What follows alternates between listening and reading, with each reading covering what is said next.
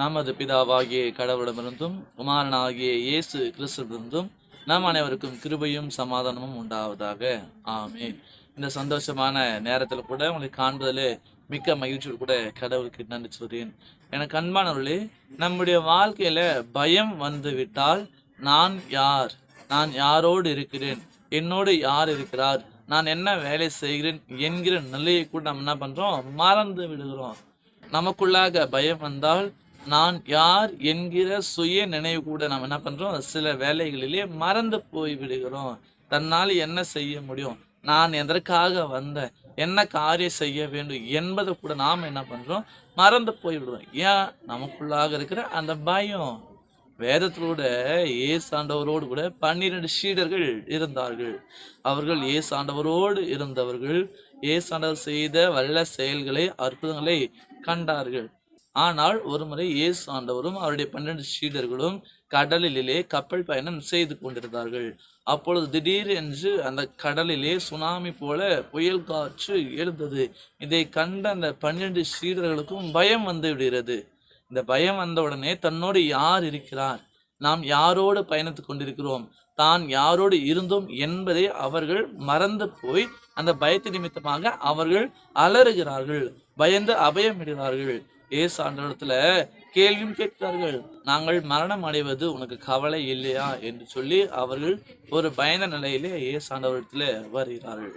அப்பொழுது இயேசு ஆண்டவர் அந்த சுழல் காற்றை, அந்த புயலை ஒரு வார்த்தையினாலே அவர் அதற்றுகிறார். அவருடைய வார்த்தைக்கு அந்த ஓங்கின கடலும் சரி, அந்த புயலும் சரி அமைதலா இருந்தது. அப்பொழுதுதான் இயேசு ஆண்டவர் சொல்கிறார், மார்க்கு 4ஆம் அதிகாரம் 40வது வசனத்துல எப்படியாக சொல்கிறார், அவரோ அவர்களிடம், இப்படி பயப்படுவானேன், உங்களுக்கு ஏன் இன்னும் நம்பிக்கை வரவில்லை என்றார். அப்போ இந்த வசனப்படி நாம் பார்க்கும் பொழுது நமக்குள்ளாக பயம் வருகிற பொழுது நம்முடைய நம்பிக்கையை, நம்முடைய விசுவாசத்தை நாம் விட்டு விடுகிறோம். பயத்துக்குள்ளாக நாம் ஆளாகின்ற போது நாம் யார், நாம் யாரோடு இருக்கிறோம், நம்மோடு யார் இருக்கிறார், என்ன வேலை செய்ய போகிறோம் என்பதை கூட நாம் என்ன பண்றோம், மறந்து போய்விடுகிறோம். இந்த நேரம் முதற்கொண்டு நாம் எப்பேற்பட்ட பயம் வந்தாலும் இயேசு என்னோடு இருக்கிறார், நான் இயேசுவோடு இருக்கிறேன், எல்லாவற்றையும் செய்ய எனக்கு பலம் உண்டு. எந்த பயம் வந்தாலும் நான் சோர்ந்து போக மாட்டேன், நான் கலங்கி போக மாட்டேன், நான் அபயமிட மாட்டேன் என்கிற விசுவாசத்தோடு கூட நாம் கடந்து செல்வோம்.